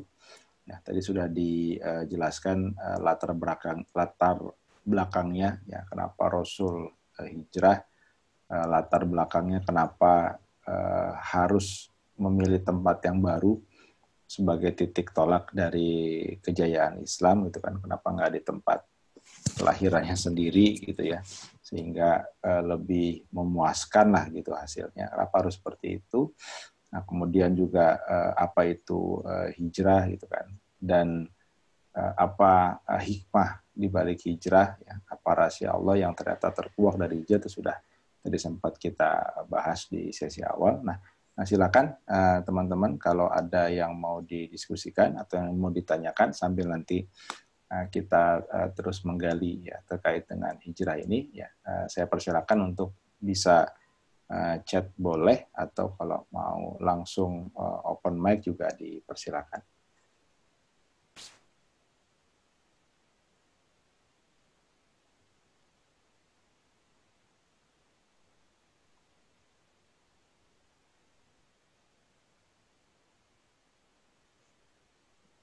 Jadi yang memulai penetrasi ke Madinah itu Mus'ab bin Umair ya Ustaz ya? Atau ada sebelumnya yang memang udah dijadikan telik sandi gitu oleh Rasul, nggak emang beliau ya? Ya. Musa bin Umair. Memang Musa bin Umair ketika diutus oleh baginda Nabi sebagai duta dakwah ya ke kota Madinah, itu dengan maksud untuk menjadi mukri ya, atau menjadi maroji ya. Mukri itu adalah pembaca Quran, kalau maroji itu menjadi rujukan untuk belajar Islam ya langsung dari murid dari Rasulullah Shallallahu Alaihi Wasallam. Jadi pemilihan Musa bin Umair untuk menjadi duta dakwah Rasulullah untuk orang-orang Aus wal Khazraj di kota Madinah itu bukan tanpa alasan. Padahal kan kita tahu ya dari 30 ataupun 40 orang sahabat Nabi kan kualitas di antara para sahabat Nabi juga pada mumpuni ya. Tapi yang diutus kemudian Musa bin Umair, bukan Ali bin Abi Thalib, bukan Umar bin Khattab atau bukan Khulafaur Rasyidin gitu ya. Yang Tapi kenapa Musa bin Umair? Pertimbangan yang pertama itu adalah bahwa Musa bin Umair itu tidak terbebani dengan permasalahan yang sifatnya individual. Ya, pada waktu itu keputusan baginda Nabi itu bahwa Musa bin Umair itu belum memiliki tanggung jawab sebagai seorang kepala rumah tangga atau kepala keluarga seperti Abu Bakar. Ya, beliau itu masih pemuda belia, ya. Itu yang pertama. Yang kedua, beliau itulah sosok yang bebas finansial. Kalau Ali bin Abi Thalib, ya anak muda, ya, tapi masih bermasalah dengan keuangannya. Bahkan ketika sudah berumah Kere. tangga pun, ya, masih Kere ketika tadi. berumah tangga pun ya kere juga, yaitu Ali bin Abi Thalib. Sedangkan Mus'ab bin Umair itu adalah dari keluarga terpandang, dari keluarga bonafit, ya. Jadi kalau diistilahkan ada nggak pemuda metroseksual begitu ya, yang apa keren begitu, yang modis, yang wangi begitu ya, yang perlente di kalangan orang-orang Quraisy, ada. Siapa dia? Dialah Mus'ab bin Umair. Jadi kalau Mus'ab bin Umair itu keluar dari tempat tinggalnya atau dari kediamannya, begitu dia menutup pintu, maka dari sepanjang jalan ketika dia berjalan, maka setiap rumah-rumah yang ada di mana di kota Mekah pada waktu itu langsung membuka jendela-jendelanya, dan itu yang nongol itu adalah para gadis. Woi deh. Karena apa? Karena Mus'ab bin Umair itu langkah-langkahnya sudah terdengar dan aroma tubuhnya pun sudah tercium dari jarak sekian jauh begitu. Kenapa? Wangi, parlente, setiap keluar rumah itu pakaiannya selalu berganti-ganti dan branded semua. Ya, tentu pada Zaman masa saya itu. dulu gitu tuh, Tat. Zaman saya dulu gitu, Tat. Jadi Mus'ab bin Umair itu adalah sosok yang kemudian itu menarik perhatian, ya, baik itu dari kalangan anak-anak muda laki-lakinya ataupun dari kaum gadisnya, ya, anak-anak muda belia di kalangan orang-orang Quraisy saat itu, ya. Jadi bebas finansial, jadi tidak bermasalah secara keuangannya itu.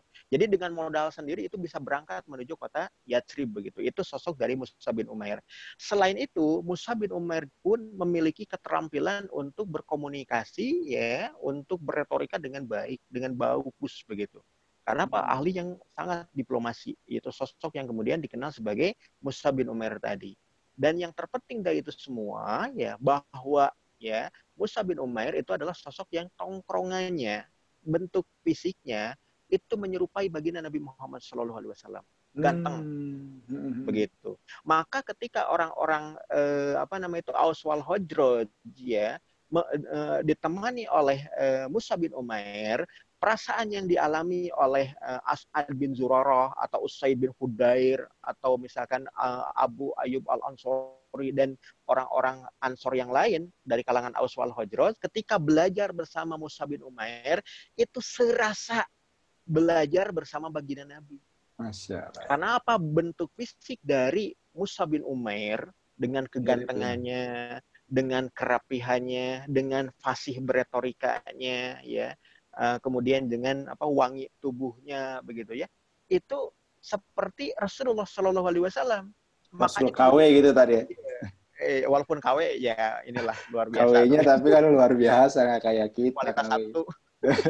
Ya, makanya kemudian benar apa yang pernah dikatakan oleh Khalid bin Walid ketika perang Uhud. Jadi ketika Khalid bin Walid bersama pasukan kavaleri, pasukan berkudanya itu ya, sampai menewaskan sekira 70 orang sahabat Nabi ya dalam perang Uhud, dalam perang di ronde yang keduanya ketika pasukan pemanah ya itu turun ke bawah dari Jabal Rumat, ya, kemudian mengejar pasukan Quraisy yang lari lintang pukang sambil ngambil gonimah. Nah, dari arah seberang itu Khalid bin Walid kan memutari ini ya, bukit Uhud dan kemudian ya menghajar pasukan muslim dari arah belakang.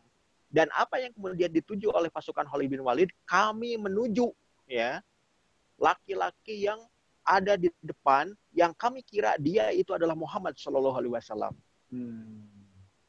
Dan ternyata jumlah pasukan yang dihimpun oleh Khalid bin Walid juga menuju laki-laki yang dimaksud. Karena yang mereka lihat, laki-laki yang dimaksud itu adalah Rasulullah. Padahal itu yang mereka kejar itulah Mus'ab bin Umair. Karena apa? Karena tongkrongannya gitu ya, wajahnya. Kemudian juga ya itulah tampilannya itu seperti baginda Nabi Muhammad SAW. Dan ternyata itu Khalid bin Walid juga sampai mengakui demikian bahwa yang kami eksekusi itu ternyata Mus'ab bin Umair. Maka kami terbukaakan dengan apa yang kami lihat. Ternyata yang kami kira dia itu adalah Muhammad bin Abdullah, dialah Mus'ab bin Umair. Dan itu juga yang dirasakan oleh orang-orang Aus wal Khazraj. Jadi ketika mereka ngaji bareng-bareng dengan Mus'ab bin Umair, mereka serasa ngaji dengan Rasulullah secara langsung. Ya.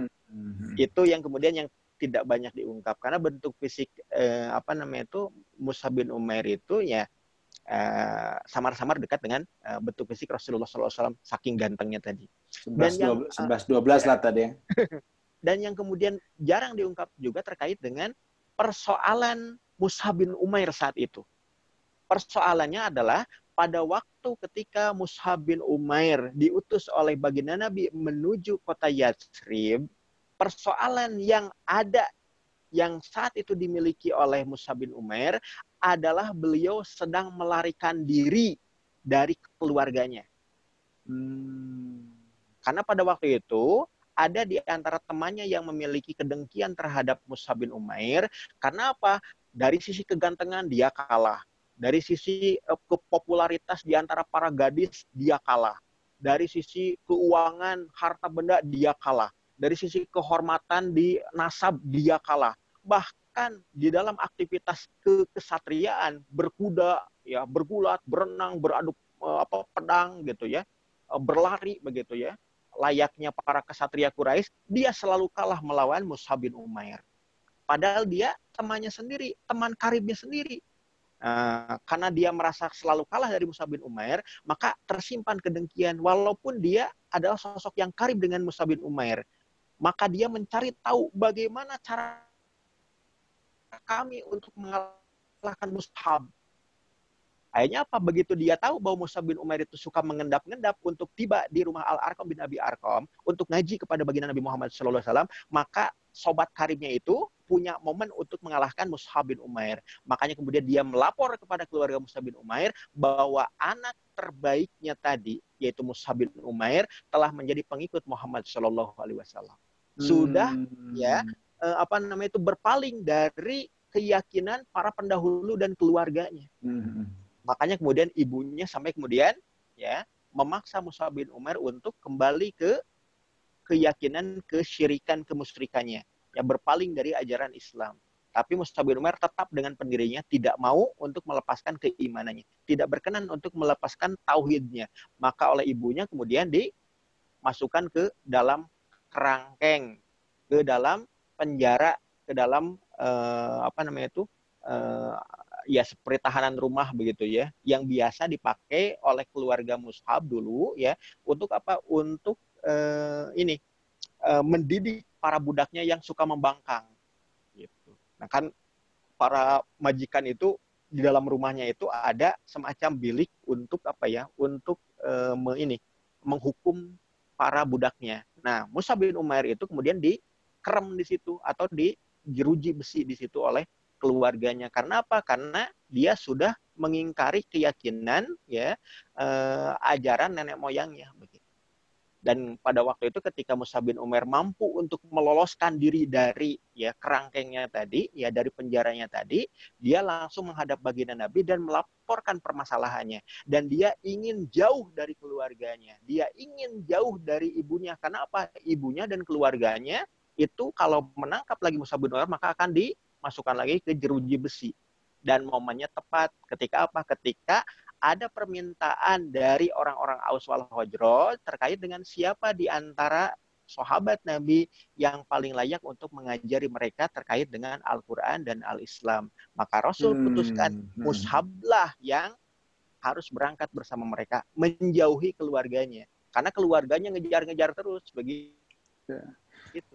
Ternyata penyakit. Itu kan jarang diungkap ya. Jadi kembali ke pertanyaan. Ya, jadi itu yang kemudian menjadi salah satu pertimbangan ya dari baginda Nabi terkait dengan kenapa diutusnya Mus'ab bin Umair untuk menjadi guru ngaji bagi ya orang-orang Aus wal Khazraj di kota Yatsrib, di kota Madinah.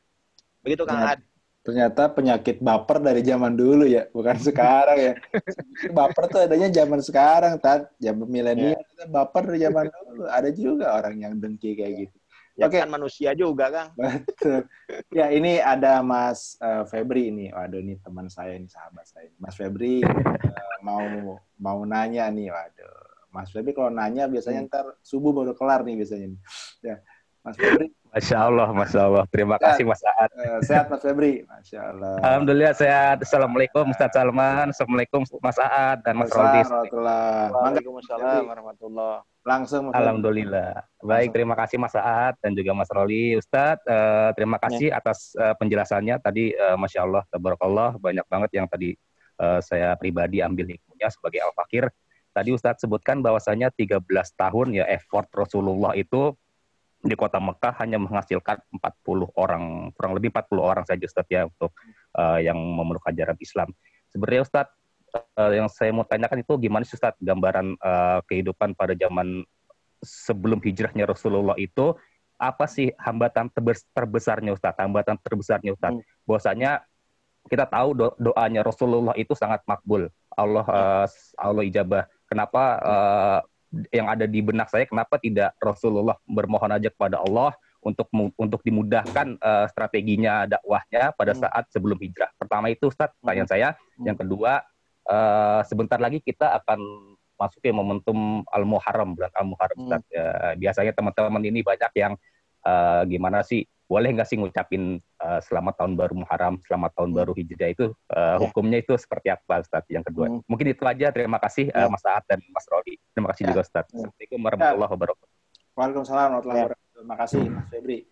Tafadhal Ustadz, langsung di komen.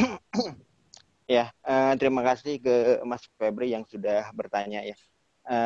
Yang pertama ya, bahwa apa sih yang menjadi hambatan ataupun gangguan terbesar baginda Nabi selama 13 tahun berdakwah di kota Mekah ya.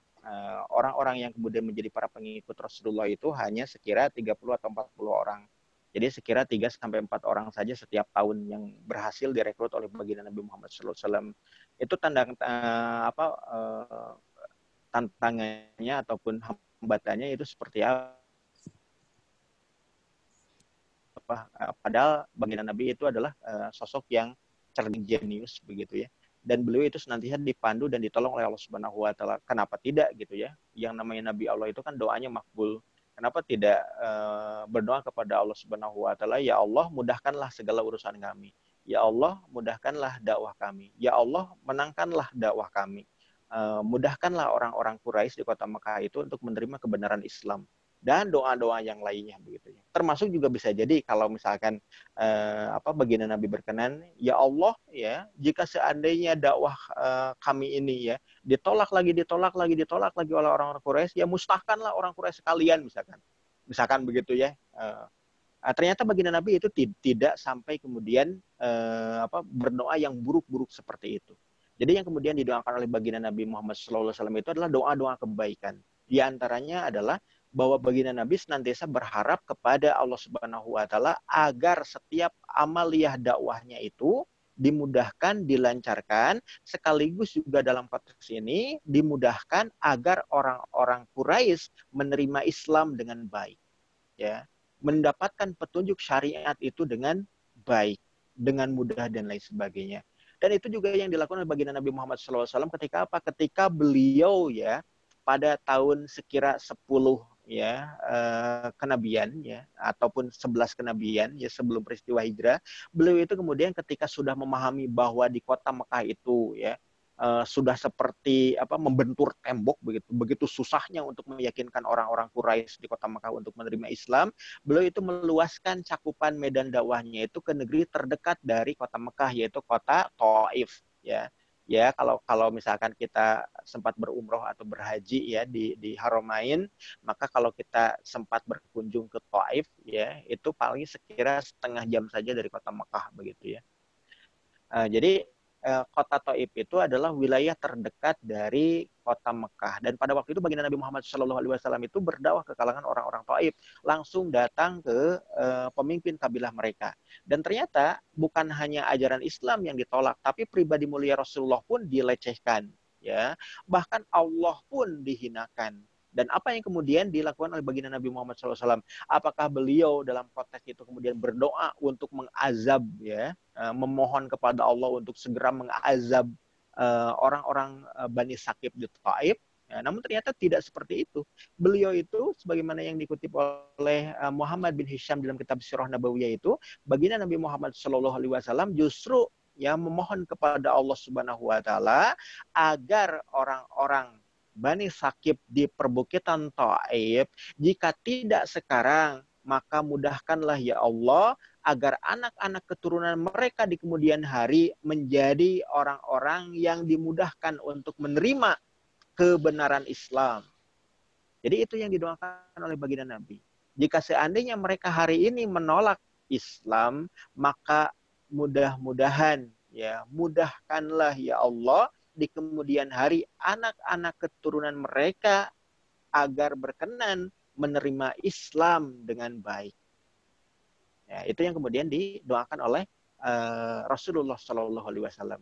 Jadi itulah pribadi mulia dari Rasulullah Shallallahu Alaihi Wasallam yang mengharapkan kebaikan bagi umat manusia. Ketika Islam ditolak, ketika ajaran risalah Allah yang turun kepada baginda Nabi itu kemudian ya tidak diikuti, maka Rasulullah SAW itu tidak berputus asa, tapi beliau mendoakan kebaikan demi kebaikan kepada umat-umat yang didakwahinya. Jika tidak hari ini, mudah-mudahan di hari yang akan datang mereka menerima kebaikan Islam. Jika bukan mereka, mudah-mudahan anak keturunan mereka pun berkenan untuk menerima Islam.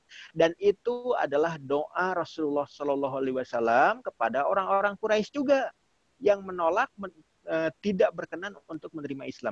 Jika seandainya saat ini orang-orang Quraisy di kota Mekah tidak berkenan untuk menerima Islam, mudah-mudahan ya Allah di kemudian hari anak-anak keturunan mereka lah yang kemudian menerima Islam ini dengan baik. Perhatikan deh ya, sosok yang dikenal sebagai Khalid ya, Saifullah, pedang Allah yang terhunus. Bapaknya Walid bin Mughirah al-Makhzumi itu adalah sosok yang begitu mendengki Rasulullah dan ajaran Islam. Atau misalkan sosok yang dikenal sebagai As bin Wa'il. As bin Wa'il pun sama seperti Walid bin Mughirah al-Makhzumi. Tapi anaknya, As, ya, anak dari As tadi adalah Amru bin As. Menjadi sosok kesatria Islam di kemudian hari. Kemudian juga anak dari Abu Jahal, anak dari Amr bin Hakam, yang dijuluki sebagai bapak kebajikan oleh orang-orang Quraisy, tapi dijuluki oleh Rasulullah sebagai bapak kejahilan, Abu Jahal. Lihat anaknya, ketika awal-awalnya pun sama seperti bapaknya, memusuhi Islam, memusuhi Rasulullah. Tapi di kemudian hari kita lihat Ikrimah, anak dari Abu Jahal, menjadi pembela Rasulullah SAW, menjadi pahlawan Islam. Itu luar biasa. Kenapa? Rasul tidak henti-hentinya mendoakan kebaikan bagi orang-orang Quraisy. Jika bukan mereka saat ini ya Rasul, ya Allah, maka mudahkanlah di kemudian hari ya anak-anak mereka dimudahkan untuk menerima kebenaran Islam dengan baik. Nah, kalau kemudian berikutnya terkait dengan tantangan terberat yang dialami Rasulullah SAW, di pertemuan sebelumnya kita sudah membahas ya bahwa amaliyah dakwah Rasulullah SAW itu ditentang sedemikian keras oleh orang-orang musyrikin Quraisy. Maka kemudian kita lihat dalam kajian Sirah Nabawiyah ataupun dalam kajian ya Tarikh Islam, kita akan dapatkan bahwa selama amaliyah dakwah Rasulullah di kota Mekah itu ya berbagai tantangan, ancaman, gangguan dan hambatan itu ditimpakan oleh orang-orang Quraisy kepada baginda Nabi. Di antaranya adalah aktivitas ta'zib atau aktivitas penganiayaan. Maka kita tahu ya keluarga Yasir dan Sumayyah, keluarga Amr, kemudian Bilal bin Rabah al-Habsyi bagaimana kemudian disiksa oleh kaumnya, disiksa oleh majikannya dan lain sebagainya. Kemudian selain aktivitas ta'dzib atau penganiayaan, aktivitas yang berikutnya yang menjadi ancaman, hambatan, gangguan dan tantangan bagi Rasul dan kaum muslim yang kedua itu adalah di'awah atau propaganda, atau lebih tepatnya adalah stigmatisasi, pencitra burukan, bahwa Rasul disebut sebagai penyihir, dikatakan sebagai sahirul bayan, orang yang mampu menyihir dengan penjelasannya, dengan lisannya, dengan kata-katanya, sampai ada pernyataan dari orang-orang Quraisy, janganlah kalian dekat-dekat dengan Muhammad, karena kalau kalian sudah mendekati anak dari Abdullah tadi, maka kalian itu akan tidak bisa berkutik. Karena apa? Kalian itu akan mendapatkan penjelasan dari lisannya. Maka ketika lisannya sudah menjelaskan Islam, maka kalian akan mengikuti ajarannya. Maka janganlah dekati Muhammad, karena Muhammad itu adalah penyihir dengan penjelasannya. Sahirul bayan, stigmatisasi. Ya, bahkan dikatakan bahwa Rasulullah dan para sahabat telah mengingkari terkait dengan keyakinan-keyakinan dan mendurhakai ajaran nenek moyang. ini adalah gerakan radikal, ini adalah teror pemikiran dan lain sebagainya. Stigmatisasi atau pencitraburukan. Kalau sekarang stigmatisasi itu ya Islam sebagai ajaran teror, ya kaum muslim yang berpegang teguh kepada Islam dianggap sebagai cikal bakal teroris dan lain sebagainya. Itu stigmatisasi. Pada masa Rasul aktivitas dakwah sudah ada. Nah, pada masa ini aktivitas dakwah atau stigmatisasi itu ada seperti itu. Dan yang ketiga, ya, adalah aktivitas yang ditimpakan oleh orang-orang Quraisy sebagai HTAG, hambatan, tantangan, ancaman, dan gangguan terhadap dakwah, itu adalah aktivitas muqata'ah atau aktivitas pemboikotan. Dari tahun ke-9 sampai 12 masa kenabian Rasulullah di kota Makkah, itu Rasulullah dan kabilah Bani Hashim Bani Abdul Muthalib itu dikurung di Sa'ib Ali, salah satu perbukitan lembah yang dikelilingi oleh perbukitan yang sangat curam, ya sangat rapat dan sangat tinggi pada waktu itu mereka dikurung di tempat itu dalam aktivitas muqata'ah, pemboikotan selama kurang lebih 3 tahun lamanya. Di pertemuan sebelumnya kita sudah membahas terkait dengan aktivitas muqata'ah yang menjadi salah satu latar belakang peristiwa Isra wal Mi'rajnya Rasulullah SAW. Karena dalam aktivitas muqata'ah tadi, ya sosok paman beliau yaitu Abi Thalib bin Abdul Muthalib itu wafat. Kemudian istri beliau Khadijah binti Khuwailid al-Kubra juga wafat. Dalam aktivitas ketika para orang Quraisy menimpakan muqata'ah atau aktivitas pemboikotan, ya. Itu yang kemudian terjadi. Nah, ini adalah aktivitas-aktivitas yang kemudian dilakukan oleh orang-orang musyrikin Quraisy untuk ya menghalang-halangi tersiarnya Islam di tengah masyarakat kota Makkah pada waktu itu. Begitu ya, Mas Febri ya terkait dengan pertanyaan yang pertama. Kemudian untuk pertanyaan yang kedua ya terkait dengan apakah kemudian kita diperkenankan atau dibolehkan untuk memberikan ucapan selamat hari penanggalan atau selamat tahun baru Hijriah 1 Muharram ya dan lain sebagainya. Maka sebetulnya ya ucapan selamat seperti itu yang pertama ya itu apakah kemudian mengandung hal yang terkait dengan pelanggaran terhadap syariah ataukah tidak. Kalau kemudian mengandung pelanggaran terhadap syariah, maka otomatis ya peringatan ya tahun baru Islam atau 1 Muharram tadi kalau itu bertentangan dengan syariat, maka itu jelas tidak diperkenankan.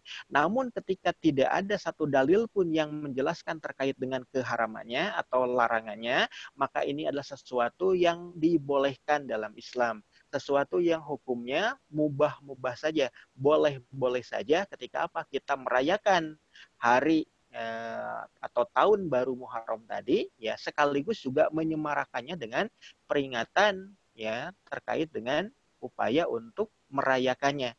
Boleh nggak? Boleh-boleh saja, tapi dirayakan dengan kemasan yang sesuai dengan petunjuk syariat. Misalkan apa? Ada kajian, ada pawai untuk kirab sambil di situ ada syiar Islam. Maka itu sesuatu yang ya, 1 Muharram ataupun penanggalan Hijriah tadi ya dengan menayangkan misalkan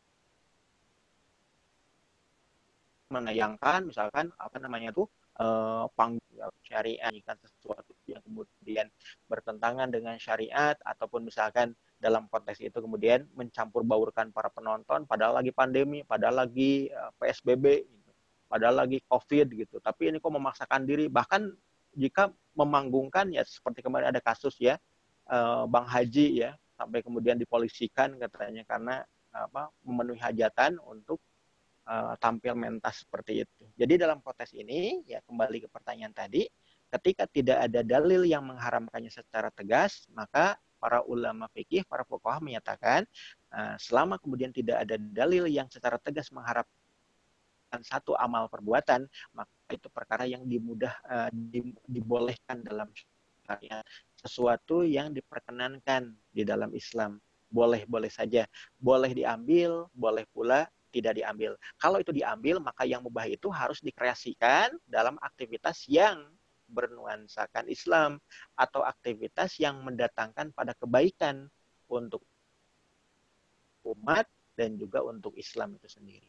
Ya seperti misalkan Amazing Muharram yang tadi juga disampaikan oleh Kang Aat ya. Maka acara seperti ini acara yang memang selayaknya untuk kemudian kita semarakan. Kenapa? Dikaitkan juga dengan aktivitas untuk mensyiarkan Islam, bahkan isinya pun jelas-jelas ya seperti yang tadi dikatakan, itu adalah penggerak perubahan. Perubahan untuk menjadi lebih baik. Allahu a'lam bishawab. Ya, terima kasih. Terima kasih, Ustaz. Sami-sami. Mas Febri, aman? Wah, langsung tidur deh kayaknya tuh, udah kejawab pertanyaannya. Mas Febri bisa tidur pules, alhamdulillah. Ya, baik teman-teman sekalian, masih ingin dilanjutkan sebetulnya, masih ada beberapa juga yang mungkin mengganjal dan masih penasaran, namun waktu sepertinya sudah cukup larut ya. Sepertinya kita cukupkan sharing kita pada malam hari ini. Insya Allah masih akan ada 2 seri lagi terkait dengan perjuangan Rasulullah. Temanya apa, waktunya kapan, ya silakan nanti bisa dilihat di @nyeruputkopiid.official. Insya Allah kita masih akan terus bersama dengan Ustadz Salman Iskandar. Semoga apa yang kami berikan bisa menjadi manfaat buat teman-teman semua, dan tentunya juga ini menjadi tambahan ya, informasi dan tambahan maklumat buat kita semua untuk senantiasa menjadi insan muslim yang kuat secara fisik di luar dan juga kuat secara ilmu di dalam. Ya, demikian yang dapat disampaikan dari saya. Mohon maaf jika ada yang kurang berkenan. Saya kembalikan kepada Mas Roli. Tafadhol Mas Roli. Jazakallahu khairan katsiran Ustadz dan Mas Saad untuk sharing ilmunya, Masya Allah, mengenai time to hijrah nih ya.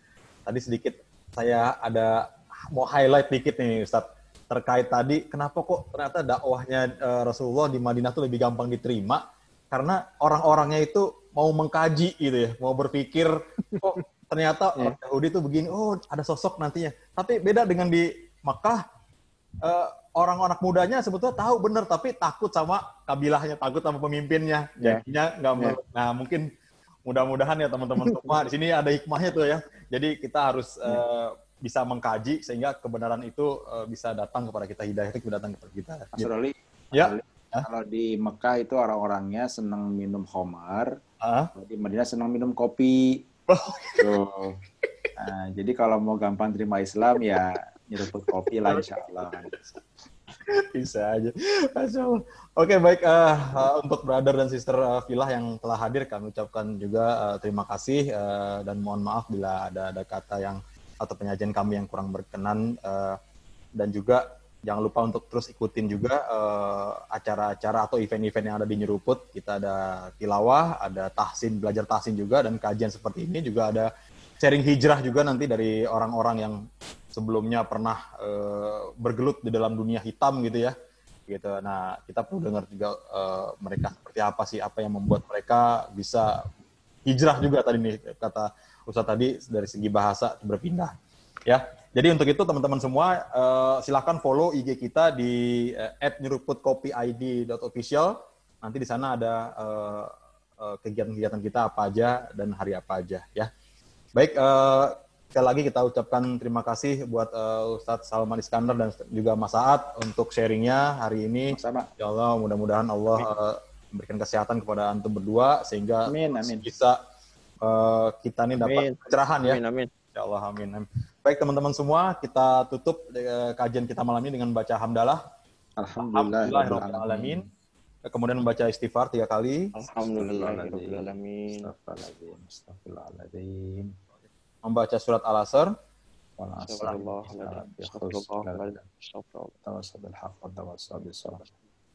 Dan terakhir 2 kafaratul majelis. Subhanakallahumma bihamdika asyhadu an la ilaha illa anta astaghfiruka wa atubu ilaik.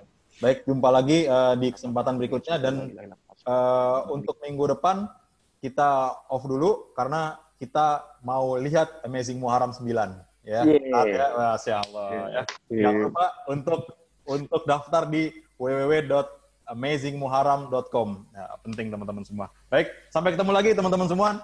Assalamualaikum warahmatullahi wabarakatuh. Assalamualaikum warahmatullahi wabarakatuh. Waalaikumsalam warahmatullahi wabarakatuh. Baik. Saya pamit ya. Ya, baik. Waalaikumsalam. Assalamualaikum warahmatullahi wabarakatuh.